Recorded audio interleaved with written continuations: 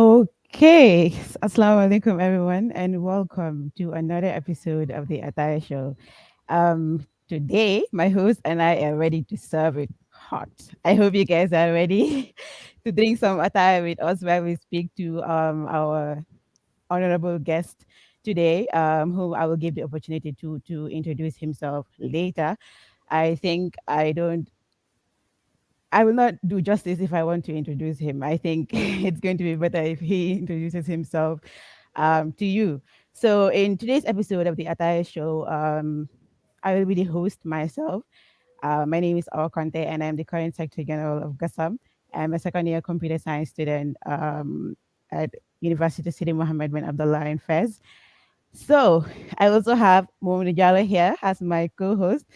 Momodou, introduce yourself to our wonderful viewers. Good evening, everyone. I hope everyone is fine. My name is Momodou Jallow. I am attending National School of Commerce and Management under the University of Sidi Mohammed bin Abdullah in Fes. I'm in my second year, first semester, and I am a member of the media department. I'm a member of Epic Gasam's media department. Thank you. Thank you very much, Mr. Jallo. And without wasting time, I think we are going to dive into the program proper. But before we do that, let's give our honorable guest here a chance to also introduce himself. Tijan, let's hear your introductions. All right, thank you so much, Awa, and thank you so much, Modu. I am truly happy to join you on this Attire show. This is going to be my second appearance on this show, and I look forward to having a very educative and entertaining session with you. Thank you so much. My name is Tijan Jallow, and a recent graduate with a master's degree in economics, public policy, and development at the University of Ibn Tofet in Kenitra here. Thank you so much, and as I said, I look forward to having a very entertaining and educative session with you. Thank Thank you you. very much. Sorry. Thank you very much, Tijan. And if you are just joining us, this is another episode of the Attire Show. We remind you before we get into the program proper to drop your comments and questions for Mr. Jallow here. I am sure he'll be ready to answer your questions. So let's dive in. Mordu, let's have you ask the first question for Mr. Jallow. Mr. Jallow, thank you and welcome to the show. As someone who Yeah, stayed in thank you so much, and I'm happy to be here. Okay, thank you very much. As someone who stayed in Morocco for a long period of time, could you share some of your most memorable experiences as a foreign student, please? All right, thank you so much. I think that is a very interesting question, and as you said, I have been in Morocco here for many years, and obviously, those things will be something that I will be so happy to share with you. I think one of the first experiences I would like to share with you is when I came here newly, because when I got the scholarship to come to Morocco here to continue my study, I did not know many people in Morocco. I can even say that I do not know anyone here in Morocco here. It was just I was just on the internet making research about Morocco, and I did not also get proper information about the scholarship because I thought it was a full full funded scholarship. So it was when the time I came here and we were at the city, that is the time I realized that it was not a fully funded scholarship, because in fact the first day we arrived here, and I was one of the people that was expecting food because I thought that was also, will be on the table, and I was so disappointed that it wasn't. Those few days I was a little bit, isolated, but I can say that it was really a very, interesting experience for me. I think that was the first time I left Gambia for studies, and really it was an interesting experience. I think the second thing I will also, share aside that is during the COVID-19 2020. I think that was my best moment in Morocco here with the Gambia student in Setat. We truly had a very interesting moment there together. We were all in the same apartment, and we used to uh, cook together, and have football together. And at night we play a lot of games. So it was truly a very a very very interesting moment for me. I can say these are some of the things that I can share with you people for the meantime. I hope that as we move forward, I'll be able to share some of my experiences with you people. Sure. Okay, before we move on to the next question, I think Modu Tijan Jallow has just confirmed to us that he is a foodie, because I think he was mostly concerned about the food. Tijan, are you a foodie? Do you eat a lot? Obviously, obviously, I do. And the interesting thing was that we were so exhausted moving from Casablanca to Rabat. For me, I was expecting that at least, because what I was expecting is that it is a fully funded scholarship. When we arrived there, we were supposed to be given food and welcome properly. But at that time, I can say that it wasn't like that, and I was disappointed. And when I discovered that it is not a fully funded scholarship, also the disappointment was was just a lot. But thank God I was able to navigate through everything with the help of the seniors that were there, because I was also lodged in a room with one of my seniors, Usman Jeng. He also assisted me a lot during that period. So thank God that everything was okay until now. Finally, I am here with a master's degree. Mashallah, that was great. I think you some of those badges had it very rough, because people like me, badge, we had it a little bit, different, because we had Kasam standing up for us and renting an apartment for us, providing food and all of that. But I think we'll get there. So we'll just dive into the next question. So my first question is going to be this: as a Gambian student here in Morocco, could you describe any specific support systems or resources that you found um, most helpful when it comes to adapting to a new country that you came into for the first time?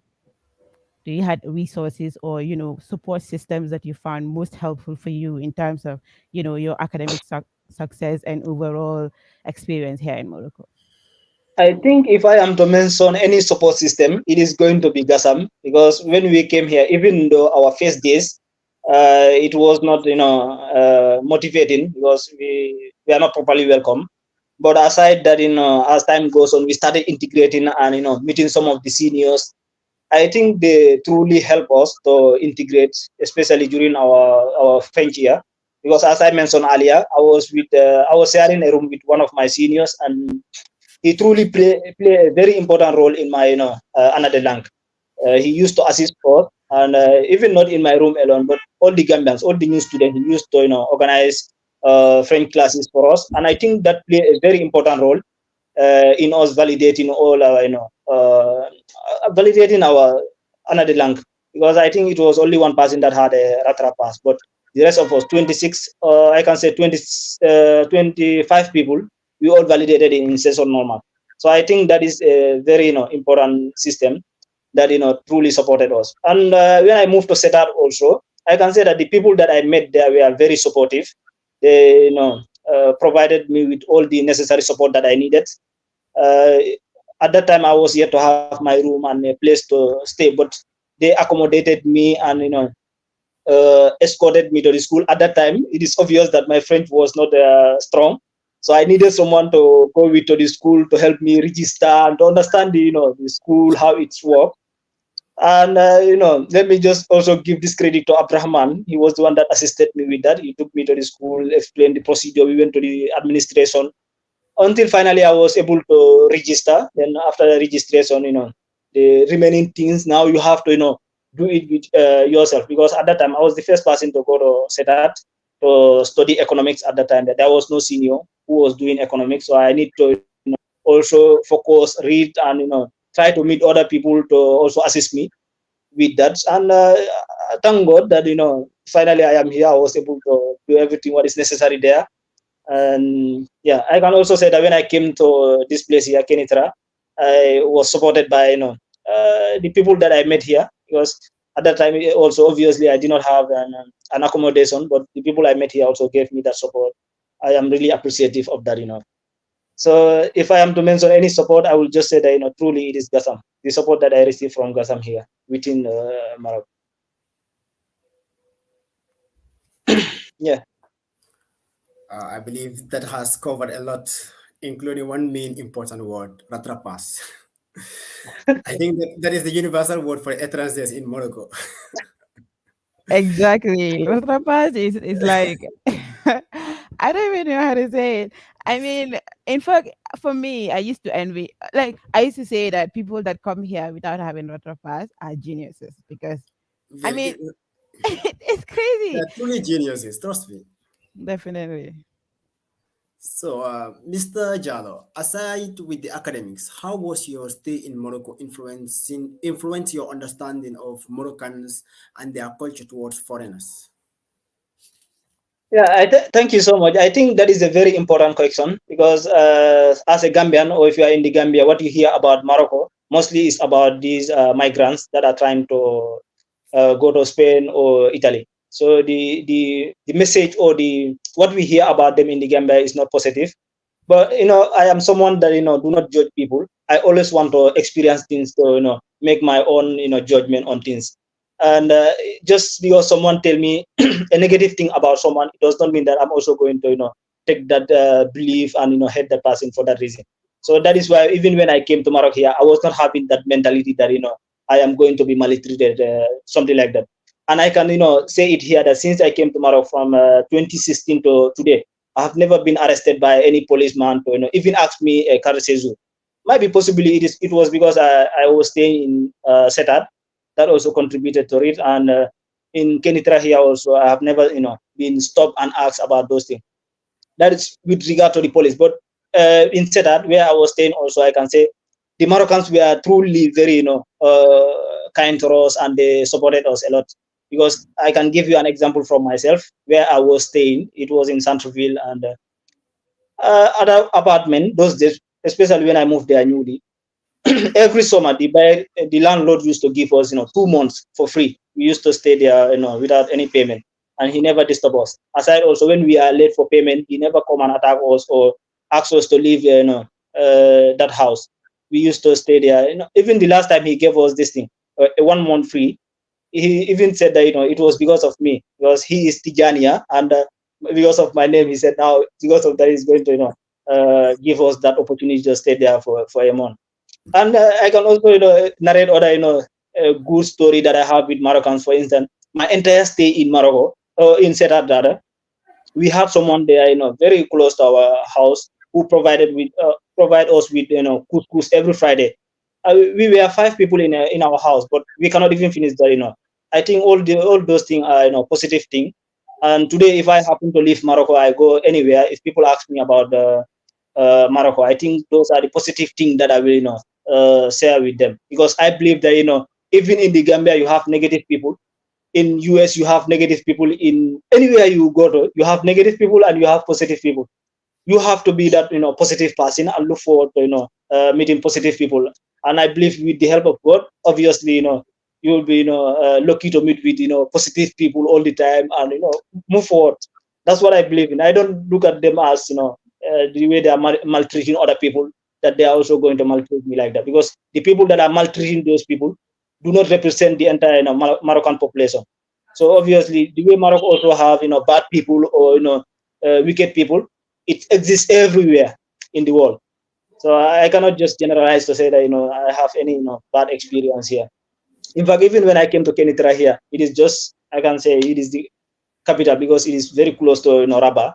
But I experienced positive things with with our landlord, who even when we had issues, she accepted us to stay in our apartment, only two of us, just for us to look for other alternatives. So I think all those are positive things that truly, if I go out of Maroc today, I have a lot of positive things to narrate about them. Thank you so much. Great, and I think Tijan is going home soon, so you don't have to look forward to that anymore. And personally, I am going to attest to that because, to be quite honest, when I came here after a week, my phone was stolen by some people on a motorbike. I was like, wow, now I need to be wary of Moroccans. I don't like Moroccans.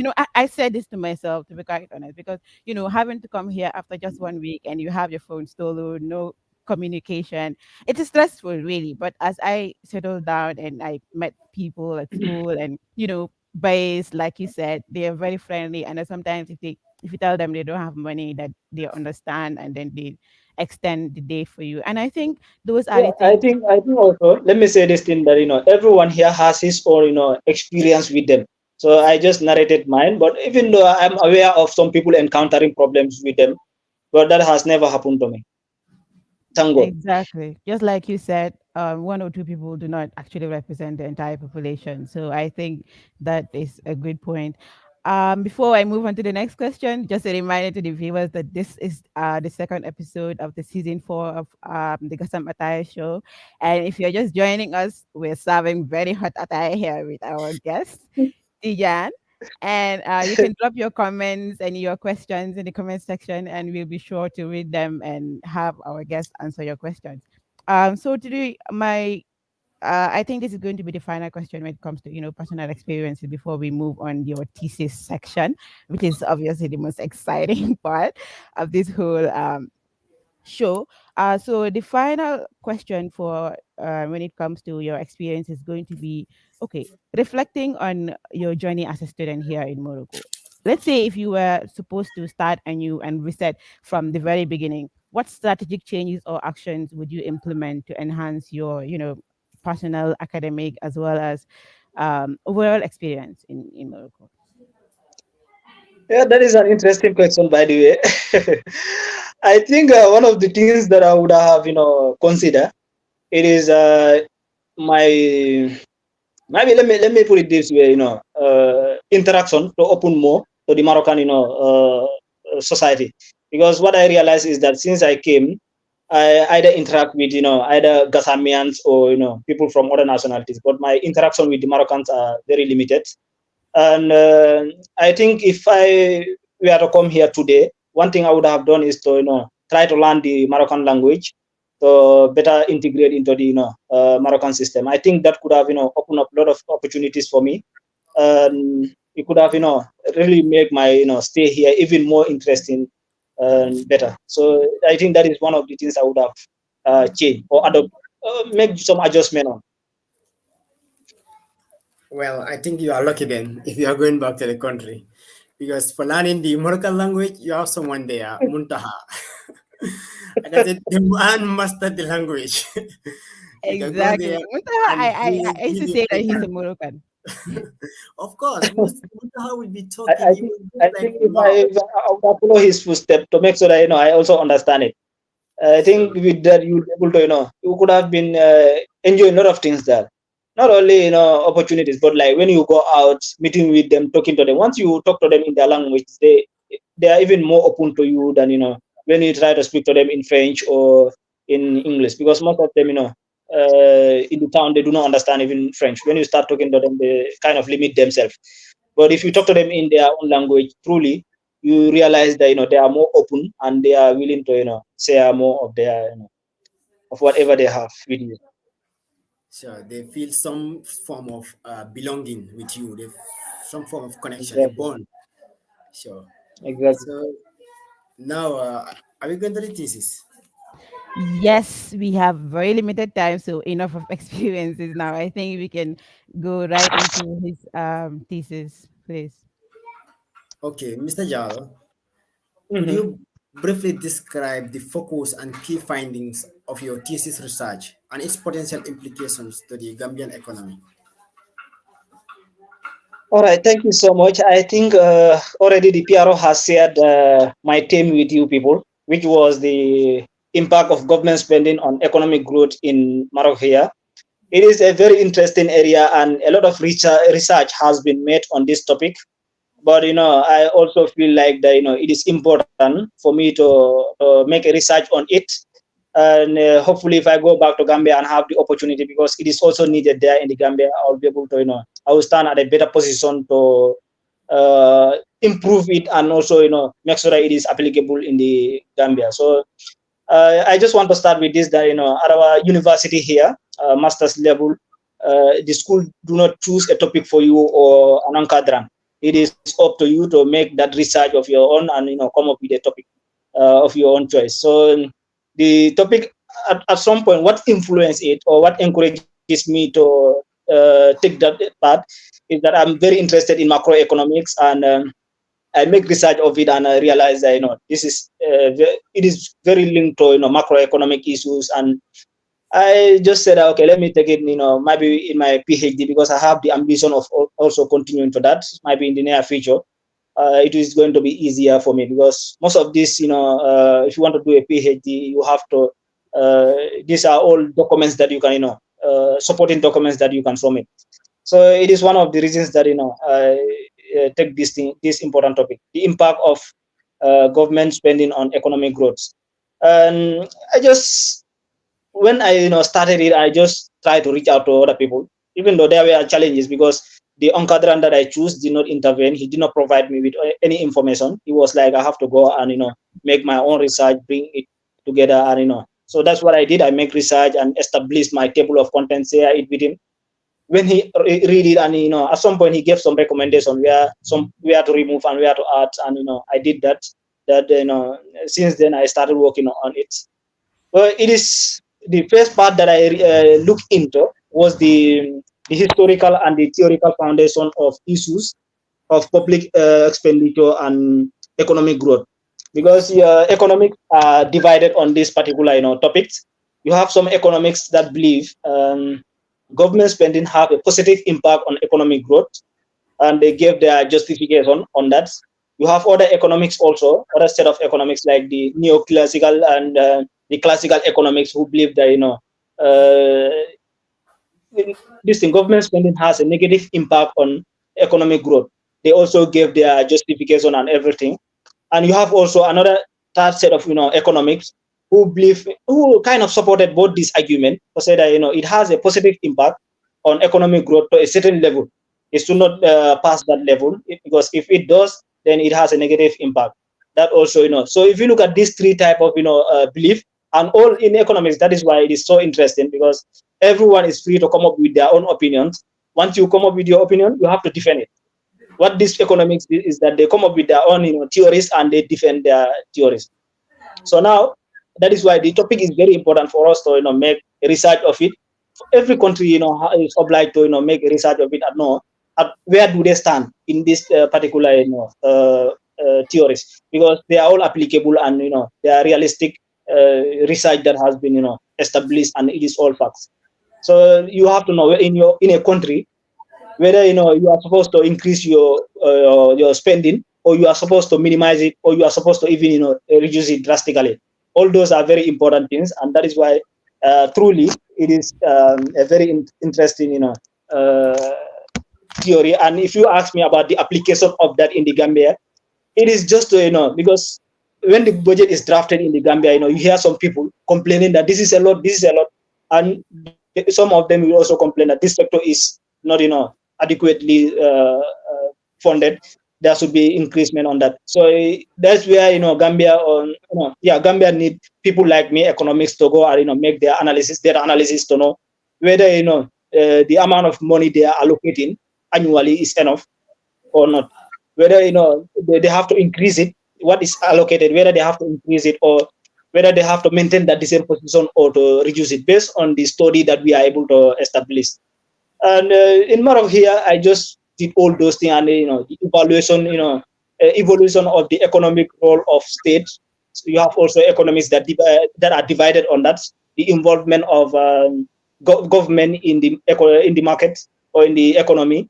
Some economics believe that the government is not supposed to be involved directly in the economy. They have to allow the private sector or the market to decide what is supposed to be done in the economy. Other economists also disagree with that, and they all gave their valid reason. So that is why it is important truly to make a complete research of this thing, either in Morocco here. That's why the topic is research. There are a lot of research on the topic, because even in the Gambia, I don't know whether it has been done or not, but it is something that is supposed to be done to guide the government. It is going to be a guideline for the government to know whether what they are allocating is enough or not. I think if they are able to do that, it is going to help them a lot on that. I think I also look at here, for instance, the evolution of economic growth in Morocco from 1980 to 2022. What I realized is that, especially at the beginning, around 1980s, is that the Moroccan economy was just fluctuating. At some point, 1-2 years it will grow. Another 2-3 years it will um, go back to recession. So, but they were able to come up with some reforms to make sure that they are able to stabilize the economy and it continue to grow until where it is. For instance, also on public expenditure, we realized that during the COVID-19, some sectors they invested a lot in it, and from 2019, they started increasing, especially on the health sector. But when it moved until with all that expenditure, we realized that in 2021 they were in recession. That is, they registered a negative GDP of 7.1. So it was a terrible thing. But at the following year, they were also able to to recover at a very fast high speed, where they were able to register 7.9 percent of economic growth. So I think that is a very important thing, and if Gambia is yet to do that, I think it is important for them to make a research of that, to make sure that they are able to also determine at what point they are, and whether they are supposed to increase their government spending, or supposed to maintain where they are, or even reduce it to some level. I think that is it. But the last part also on my thesis is that I make a data analysis of everything with the help of some logiciel that we use. That is just to establish or to take the data that exists on the World Bank or the IMF. For me personally, I use the data of the IMF. Just try to look at some of the government spending on some sectors, like the military, like also the investment. Also look at the salary and other stuff, and analyze it. And what I realized at some point, it is bringing a lot of increase in the economic development. And if I have to advise them, it is for them to either maintain it or try to even improve it. So it is a very important topic and very interesting one that truly help governments to make decisions based on the data analysis that is done by economics to guide them to move forward. So I think I can stop here for the meantime. If you have any other question in it, I will be so happy to clarify or to elaborate more. Thank you so much. Thank you. Thank you very much, Tijan. I'm not a commerce student or an economic student or whatever, but I like where this conversation is going because, naturally as a Gambian, I am concerned about, the Gambia's economic growth and all whatnot. So I think this is a very, very good topic you've chosen for your research. And concerning that, you've been speaking about the Gambian context when it comes to the findings of your research. Now, my question is going to be, naturally, you are expected to go back to the Gambia to, work for the country. So, how do you think these findings are going to help you impact the Gambia in terms of, addressing specific economic and public policy challenges? Yeah, I think I cannot say that this exactly can be applicable in the Gambia, because the data, for us, we as economics, we believe in data a lot. And the data that I use to analyze my work are Moroccan data. So if I am to go back to Gambia, I will have to use Gambians data to make my analysis and come to a conclusion that this is what is supposed to be done. Because the data is obviously different. For instance, I can give you an example here where, for instance, in the Gambia in 2019, we were able to register an economic growth of 6.2%, but in Morocco they were only able to register 2.9%. So if you look at it, the data is always different. What the data that I use here to analyze and make a decision or come to a conclusion that the Moroccan government should either maintain their expenditure on this particular sector and or they are supposed to increase it on that. That data is different from what exists in the Gambia. So I will always be or I will only be in a position to tell them that either maintain this or do that when I am able to analyze their data and yeah, that is what will help me to come to a to this point that make this and do that to give them an advice on what to do. Hopefully, I can do it. Or when I go back there, if I have the opportunity, it's something that I can do. I will be able to make analysis of all those things, the data that is available, and advise the government to either uh, to do something that either let's say the agricultural sector to increase the expenditure on that for proper economic growth or increment of salary or whatever. But I first have to have that data to analyze it and study it to be in a position to advise them. But I cannot use Sorry, the Modi, before Moroccan you come data in, to advise them on that. okay, Modi, before you come in, just let me ask one follow-up question. I mean, it might not be a question, might be just a comment. But Tijan, I'm sure you're gonna have data in the Gambia. Although we have to agree that there's a lot of scarcity of data in the Gambia. You want data, you don't know where to find it.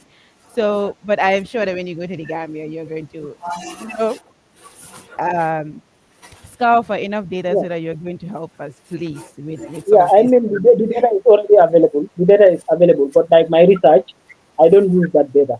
I use the Moroccan, data that is available. If you go to IMF or World Bank, you'll be able to obtain the information. In fact, that was one of the challenges that I encountered during the start of my my work because I did not know where to get those information. But today I know that this where you can go, for instance, at the World Bank. These are the areas where you can go to obtain the information that you need, the data that you need. At the IMF also, this is where you can go and get those information. So I know it exists not all of the information exists there, but I know some of the basic information that I will need already there and access. Yeah.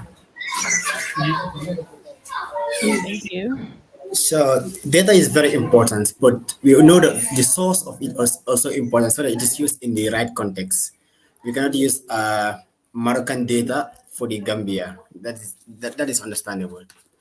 Yeah, as a young economics, I can say that because Yeah, I'm in no, my second the year. source is going to be the same because let's say no, yeah, the source will be the same because let's say it's coming from the central this thing, World Bank or IMF, that is the International Monetary Fund. Those people they get tangible and realistic information or data from the governments and they're able to upload them on their social media page or website. So any person that is interested in analyzing the data of these countries, you just have to go there and whatever information you obtain there, especially with regard to economic data, they are true and realistic. Sure. That is understandable now. Oh, this is economics, so I hope this cast of attire is mine because I'm a Oh, management definitely. This is all student. yours. Yes, to it. Okay, Mr. Jallow, we all know that final exams are very difficult, and in Morocco here, thesis is like the final exam before you graduate. So, in your thesis research, did you encounter any challenges that significantly influence the direction of your research?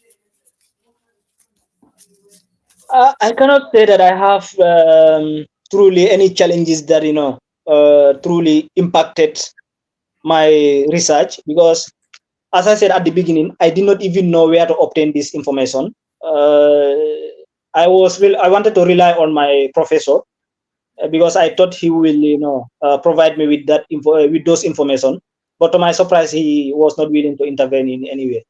And in fact, the school, what they did is that they did not choose who is going to be your Ankadran. We were given that liberty to choose who is your Ankadran. And like these professors, they were teaching us since at the beginning. We know all of them, and it is based on that that I make my findings, and I choose this professor because he is not complicated, and I thought he's going to intervene when I have these challenges. But to my surprise, he did not intervene. He just advised me to go and make research on this particular area.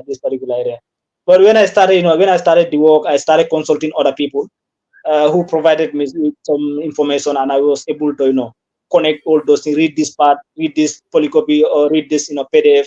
Then I was able to have an idea about it and try to establish a table of content. I think after the establishment of that table of content, then the work was easier on me. Then I started looking those information that I needed on the World Bank or IMF. I was also collaborating with some of my classmates who were also doing similar things, not exactly the same, but similar things, and we are trying to exchange idea. I think it was like that until finally I was able to conclude everything. But even when I sent it to him after, he is very serious with my work. He went through everything and made some rectification, and he gave me some recommendation to do some ideas like where to obtain this information. You can go there and get the information that I am recommending. He did a lot of things, even grammar that he rectified. That is why, in fact, the presentation, even though I had some some professor during my subnance that gave some tough criticism, but for him, it wasn't like that. He just provided with all the information, and like because with him I make a lot of rectification, and that helped me even during the presentation. They gave criticism, but it was not a lot because already what they were able to, we are supposed to criticize or ask me to reduce or remove.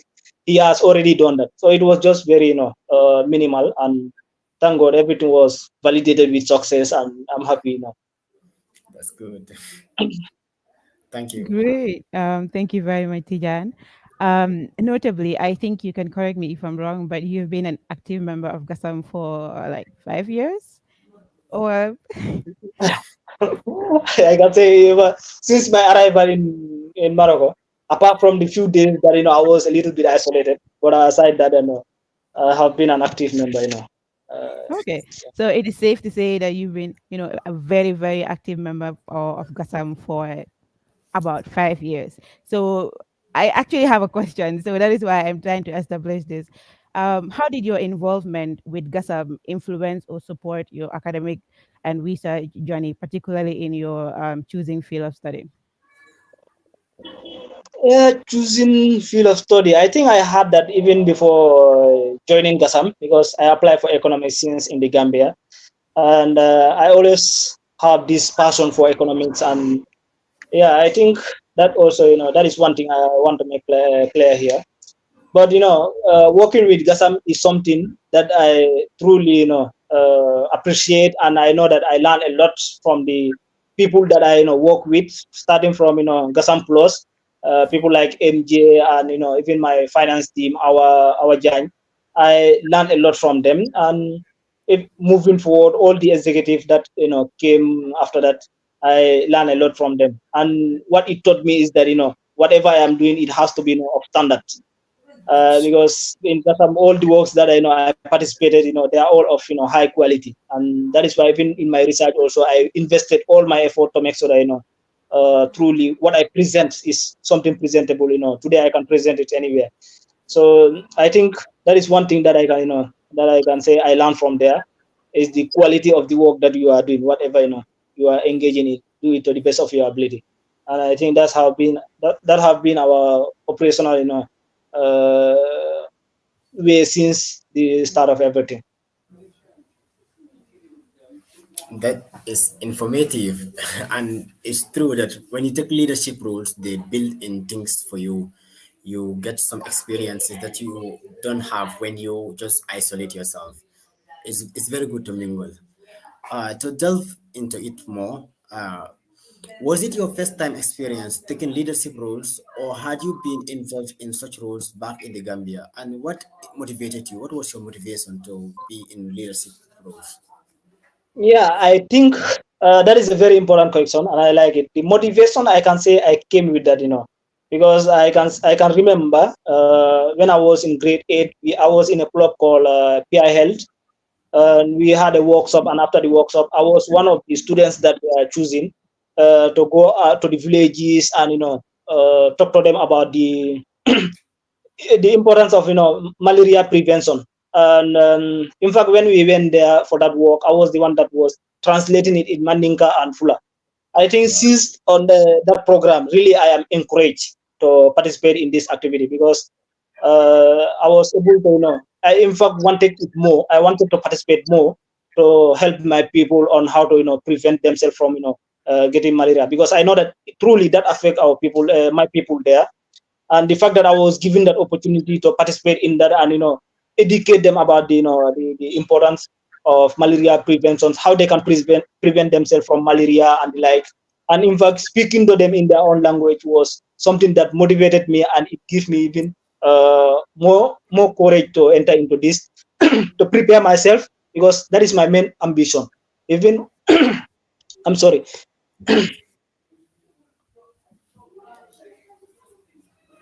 It's okay. Yeah, Tijan, even when I do came you need a here, glass of even water? all this engagement, can you hear me? All this engagement Yeah, that I I am was doing, saying, do you need a glass of water? yeah, I It's mean, all like, this engagement that I am doing here, my ambition is to go back and serve those people. That is what motivates me all the time to engage myself in these activities here. And when I was also in high school, from grade 10 to grade 12, I have been active. For instance, grade 10, I was the class prefect, and also I become a senior prefect. Then from there, I was an assistant head boy in Koto. So I came with that motivation, and I also started to engage myself in Gasam. And I'm happy to say that I participated in different positions in Gasam here since I came. I served as a financial secretary, and after that, the following year was the critic of the year with Elite Gasam. But after that, also I served as an advisor to Dynamic Gasam. I served as an electoral committee to Gasam twice.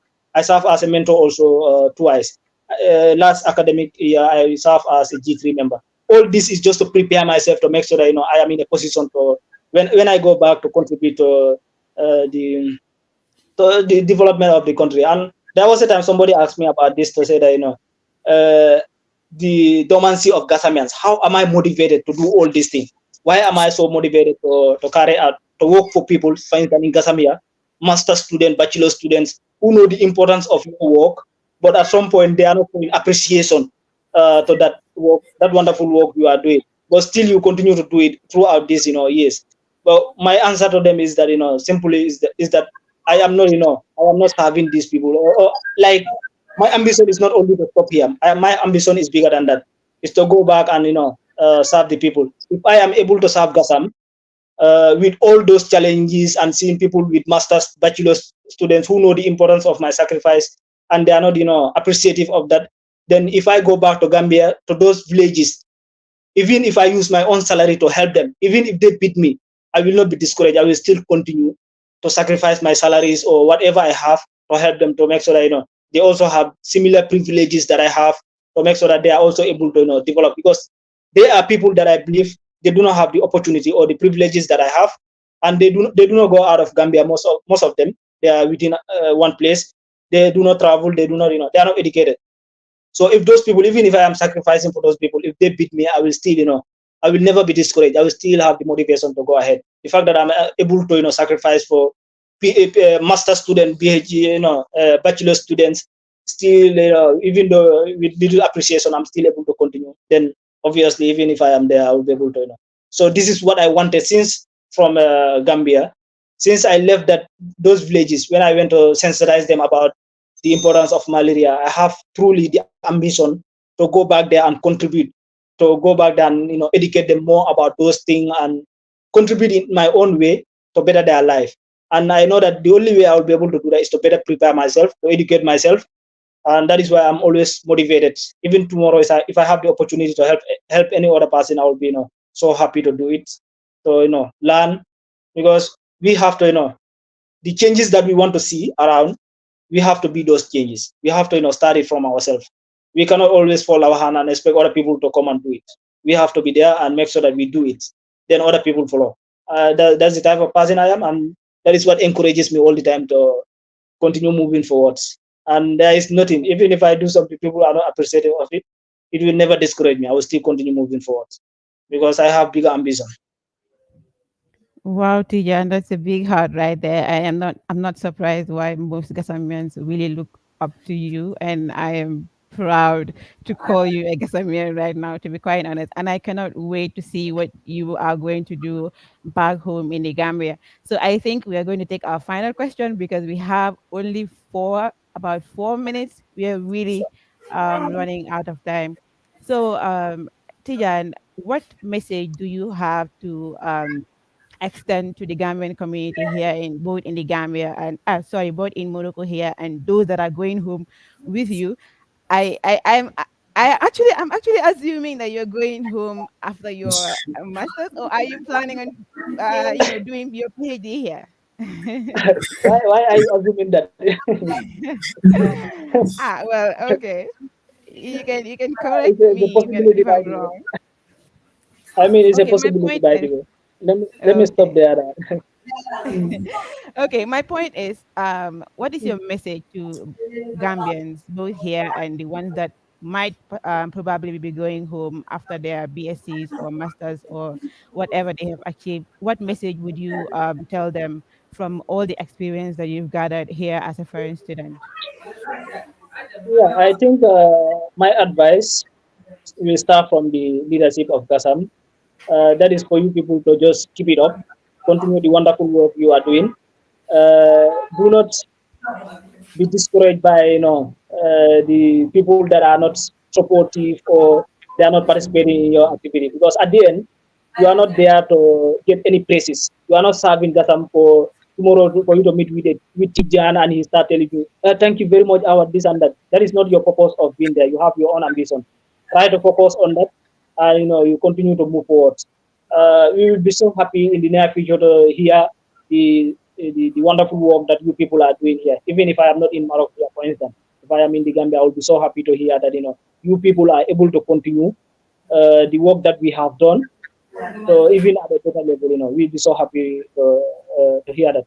And the general members of GASAM, I just want to encourage them to come forward and participate, because at some point you are not doing it only for yourself and for the people that are here in Morocco, but you are doing it for the people that are even yet to come.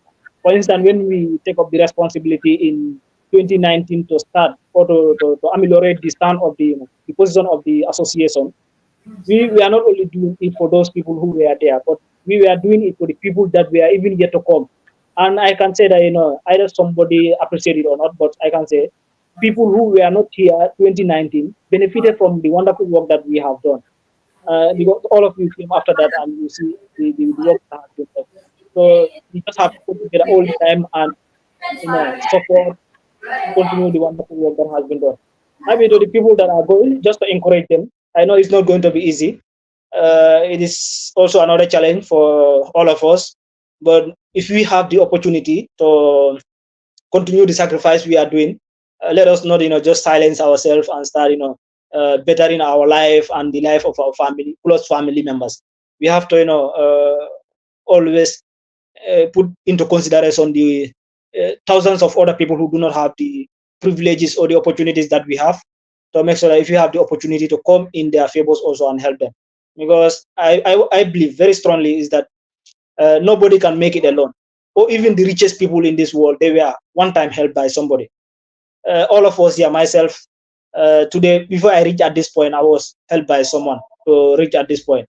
So I cannot just reach at a certain point and start moving alone with my family, for instance, or very close relative and leave the rest behind.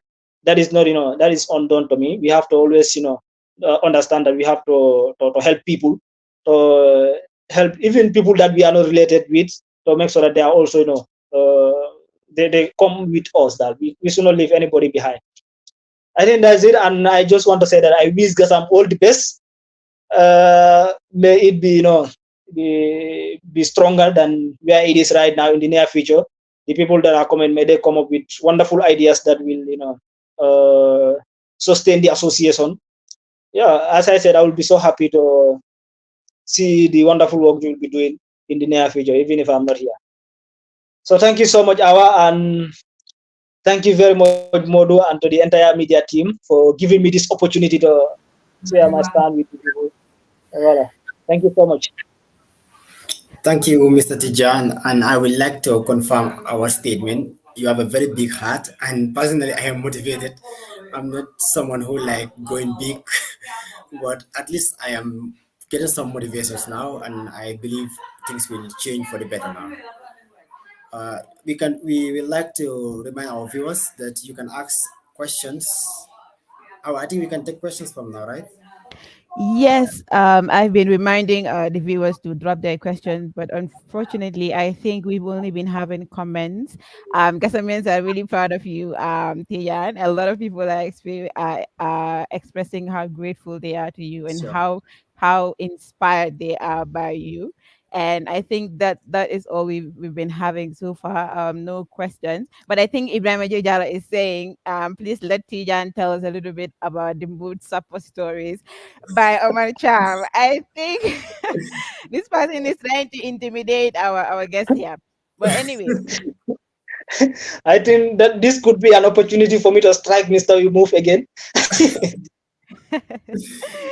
we can. I think we can move Nyato, just like how to call it. You Omar know that boy. himself is. Yeah, I think I have to narrate this story. How everything started, because that boy, he just want to attack me, and he was having my 10 dirham.